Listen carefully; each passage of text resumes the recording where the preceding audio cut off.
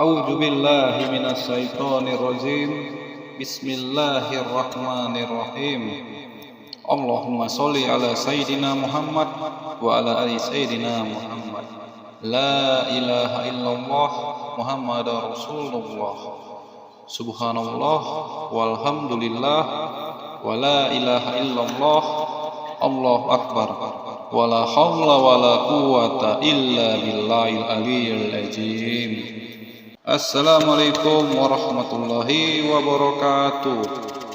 Seperti yang kita tahu bahwasanya pergaulan menunjukkan karakter jiwa seseorang. Dari Aisyah radhiyallahu anhu mendengar Nabi sallallahu alaihi wasallam bersabda, ruh-ruh itu seperti pasukan yang mengelompok, maka ruh-ruh yang saling kenal akan menjadi akrab. Adapun ruh-ruh yang tidak saling kenal akan menjadi saling tidak cocok. Dikutip dari hadis riwayat Imam Al-Bukhari. Pelajaran yang terdapat di dalam hadis yang pertama, Allah Azza wa Jalla menciptakan ruh dan menciptakan sifat-sifat khusus untuk ruh tersebut. Di antara sifat ruh jiwa adalah dia tidak mau berkumpul dan bergaul dengan selain jenisnya. Kedua, makna ini telah didukung oleh banyak dalil, baik dari Al-Quran maupun Al-Hadits. Dalil-dalil tersebut menyebutkan kata nafs dengan makna ruh. Bahkan disebut pula bahwa ruh yang ada yang baik atau thayyibah, ada pula yang jelek atau khabithah. Dan sebuah hadis Nabi menceritakan proses pencabutan ruh seorang manusia oleh malaikat. Apabila manusia itu mukmin yang baik, malaikat mengatakan, wahai jiwa yang baik, keluarlah engkau menuju ampunan dari Allah dan keridhaannya. Lantas dibawalah nyawa tersebut oleh para malaikat ke langit dengan bau yang sangat harum semerbak. Setiap kali melewati kumpulan para malaikat, mereka pun berkata, ruh siapakah yang baik ini? Para malaikat pembawa ruh tersebut mengatakan, Fulan bin Fulan. Disebutlah namanya yang terbaik semasa hidup di dunia. Sebaliknya, adapun manusia itu adalah seorang kafir atau munafik, para malaikat mengatakan, wahai jiwa yang jelek, keluarlah menuju kemurkaan Allah dan kemarahannya. Para malaikat kemudian membawa ruh tersebut menuju langit dengan bau yang sangat busuk. Setiap ruh tersebut melewati kumpulan para malaikat, mereka mengatakan, ruh siapa yang jelek ini? Para malaikat pembawa ruh tersebut menjawab, Fulan bin Fulan, dengan menyebutkan namanya yang terjelek ketika dia hidup di dunia.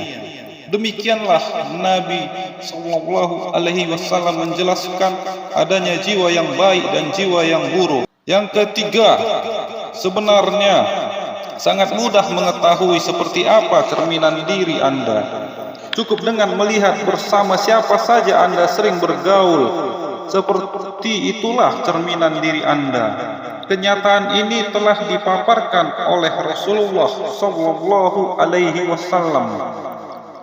Seorang mukmin cerminan dari saudaranya yang mukmin. Dikutip dari hadis riwayat Bukhari.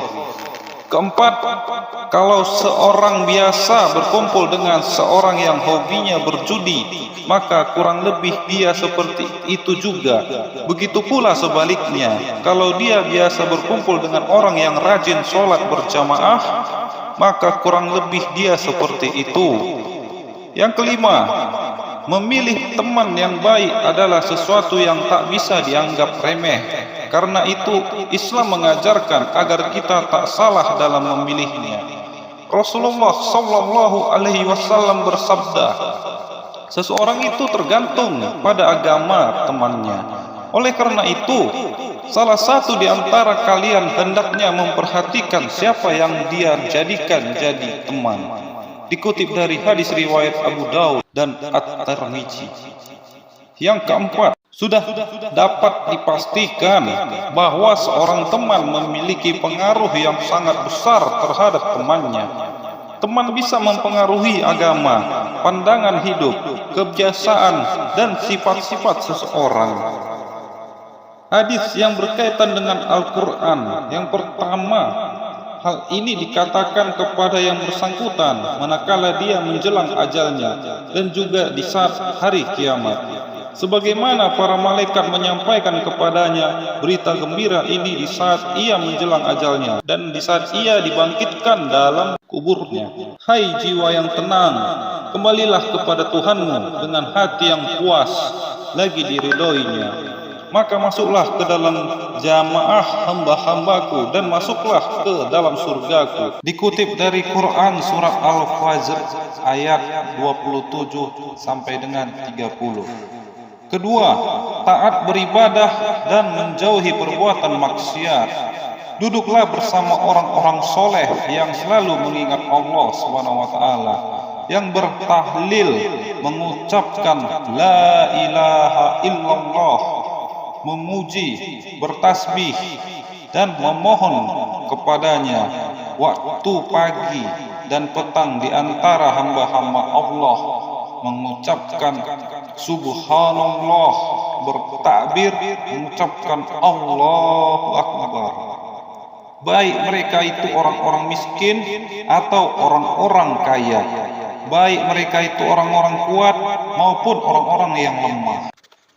Allah Subhanahu wa taala berfirman kembali, sebarkanlah dirimu bersama orang-orang yang berdoa kepada Allah pada waktu pagi dan petang, yang mereka itu menginginkan wajahnya. Dikutip dari Quran surat Al-Kahfi surah 18 ayat 28.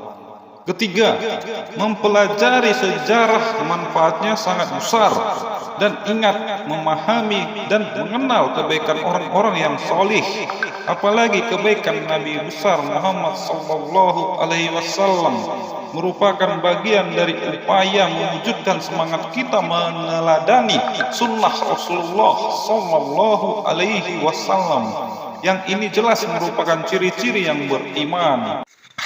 Allah Subhanahu wa taala berfirman di dalam Quran surat Al-Ahzab ayat 21, sesungguhnya telah ada pada diri Rasulullah sallallahu alaihi wasallam itu suri teladan yang baik bagimu, yaitu bagi orang-orang yang mengharapkan rahmat Allah dan kedatangan hari kiamat. Demikian kultum yang dapat saya sampaikan, kurang lebihnya saya mohon maaf. Segala kesalahan dan kehilafan datangnya dari saya, dan segala yang benar datangnya dari Allah Subhanahu wa taala. Demi masa sesungguhnya manusia itu benar-benar dalam kerugian, kecuali orang-orang yang beriman dan mengerjakan amal soleh, dan nasihat menasehati supaya mentaati kebenaran, dan nasihat menasehati supaya menetapi kesabaran. Quran surat Al-Asr 103 ayat 1 sampai dengan 3. Akhirul kalam, wabillahi taufiq wal hidayah. Wassalamualaikum warahmatullahi